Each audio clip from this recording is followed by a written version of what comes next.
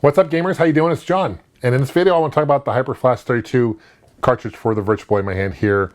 Really cool cartridge, probably one of my favorite flash carts for any system. I'll explain why that is in a second. But before I talk about this and I do a review on this thing, I do want to share my love with the Virtual Boy. And the system itself came out in 1995 by Nintendo.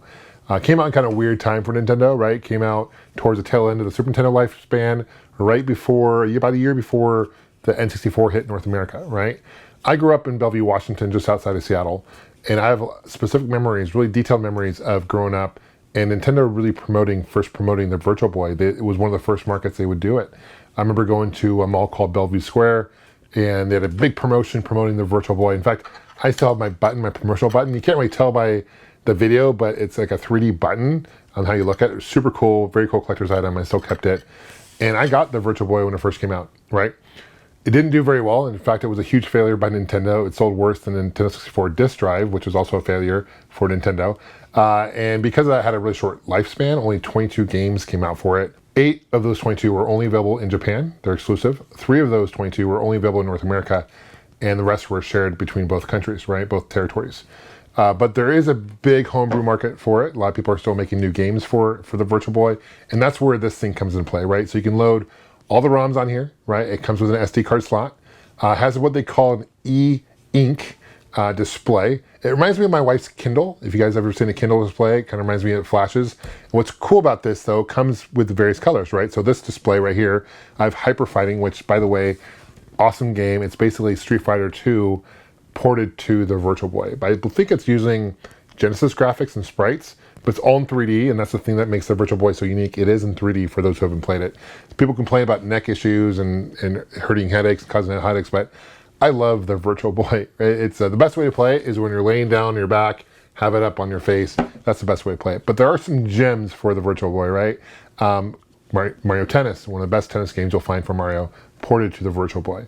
Wario Land, great game, right? Space Invaders is also a great game for the Virtual Boy, only came out in Japan, but really fun game. And those really fun games, like Space Invaders, is really expensive to buy today. So that's why it's worth, possibly if you have a Virtual Boy, investing in a HyperFlash32. This thing is not cheap. I'll put a link to the website below. I waited almost a year to get mine. I was on a wait list. It is worth the absolute wait. And the guy who puts it together, it is 3D printed. You would never tell. I mean, it's all titanium. I mean, it's really great quality. And we'll take a closer look at what it looks like in a second, but really great quality and great customer service. I'm super happy with my purchase. Definitely a must own if you own a Virtual Boy, certainly. Okay, without any further ado, let's take a closer look at the cartridge itself.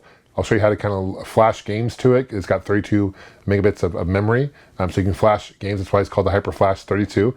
And so it's different than your standard flash cart because all the games aren't readily available. You don't just plug it in and load it off a menu on the system. You have to plug it in, flash it, right? And then once you do that, you can load the game, right? And the flashing can take anywhere from 15 seconds upwards to 90 seconds to flash a game, depending on the size. Hyperfighting, for example, is a larger game size-wise, file size-wise, and so it takes a little longer to flash, where if you have a more simple game, it'll be much quicker, right? But definitely worth it. Let's take a closer look. Let me know what you guys think. Thanks for watching. Here's a closer look at the HyperFlash32 cartridge itself. It's got an aluminum casing, which is awesome as well. It's really good, high quality. This is what I consider a premium product. It does retail for $225 US, which certainly is not cheap. But again, if you're a fan of the Virtual Boy like I am, or if you own a Virtual Boy and you want to check out games that maybe you're not able to play, this is one to check out. Because even emulating Virtual Boy games is not the same experience, because there's nothing quite like playing it in 3D to the system itself, and this is how you can do it, right? This is what they call the eInk. It's hard to say that, eInk, for some reason, but this is the black, white, and red version, right, display. So I love the fact that it's in red. You can also display it in just standard black and white. I believe there's also a display available that's in black, white, and red, yellow. But to me, the red's the best because that's the Virtual Boy. When you think of Virtual Boy, the color you think of is red. So this is Hyper Fighting. You can see that it's got a really cool, high quality finish to it. Here is the back. This is what they call a capacitive touch buttons, right? So you got the BA, you have your select as well. And it does come with a cover, by the way. And this one, I'm not showing the cover right now, but it does come with a cover. This is where the SD slot is. You can have an SD card, which you can put in there, right? And this is where you plug it into your USB, right? So we'll go ahead and do that. And this is where you can kind of change games. So let me show you, for example, okay? So what you do, it does come with instructions. You can also, by the way, opt to purchase the manual and the box. I did not do that, but that does come with a digital manual. It kind of shows you instructions on how to load games. So we're going to plug this in and go from there. So we're going to go ahead and plug the micro USB to USB in cord. I'm using an essential, I got a brick here with the USB brick. When you plug it in, you'll hear like boom, boom, like a little buzz. And this is where you can also, if it doesn't do that, doesn't go directly to this menu here, what you want to do is you want to hold down both A and B for several seconds and it'll go to this menu here, right? This is where you have a list of games and you can hit A and B to kind of scroll down up. So let's pick a game, for example. Let's pick up, let's do one. Hold on one second, go to the next screen. And take a couple of seconds to load it, not even. Let's do Jack Brothers. It came out in North America, really fun game. Atlas game, fairly hard to find. Once you want to select it, you hit the back, you go to select. And this is where it starts flashing, right?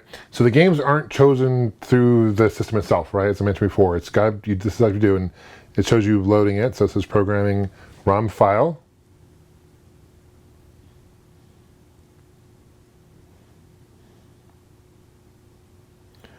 And you can see, and what's cool about every game, it's got a unique, the loading is also a different image as well. Street Fighter shows like bricks, and some other ones show different icons for the loading. So you kind of show you progression line here at the bottom. Here it's flashing. And there's the cover. It's going to add some color to it.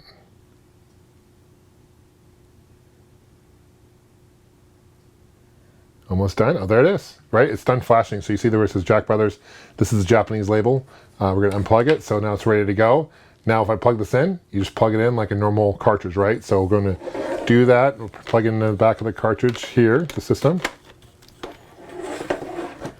And I'm not sure how well you're going to be able to see the game. We're going to try to show you some gameplay. We'll turn it on and see how well it works. I can't guarantee. I don't have a there is a capture device available for the Virtual Boy. I don't have that handy, unfortunately, but we'll try our best to capture some gameplay and see if we can see anything. Okay, no promises though.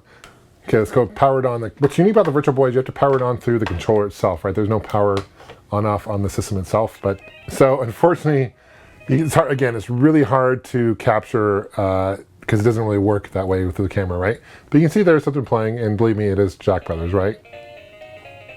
So really fun top-down game, kind of a puzzle game, a lot of fun for sure. Let's show you another one real quick, show you another label. Okay, now I'm going to plug it back in. Show you again how easy it is. It buzzed. I'm going to hold both buttons in the back, A and B at the same time.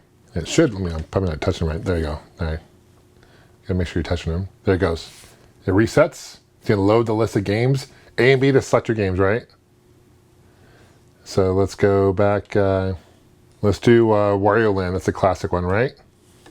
We hit select, have it load. Wario Land is a must-own for the system for sure. And the icon is exact diamonds for the icon. So right, so different icon than before.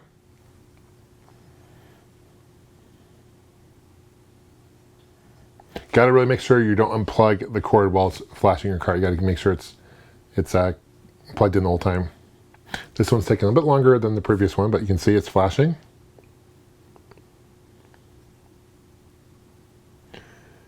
And when you get the instructions, you also get a file. When you get the system that will, or this card, you'll get a file with all the different labels and images and exactly how to load the game. You got to drop the ROM into the file. You got to make sure it's a .vb file though. That's really important. Make sure it's a .vb file. But yeah, you can see it looks great with the red. Looks awesome. And you can unplug it. You can see it's done. Now if I were to plug this in, it would be Wario Land, which is sweet. So great way to play the library Virtual Boy really easily, and even play some homebrew games that are not available normally physically, right? Or would be really hard to find, like Hyper Fighting. Thanks for watching, guys. I appreciate you guys subscribing. Let me know what you guys think. We'll see you guys soon. Take care, and of course, game on.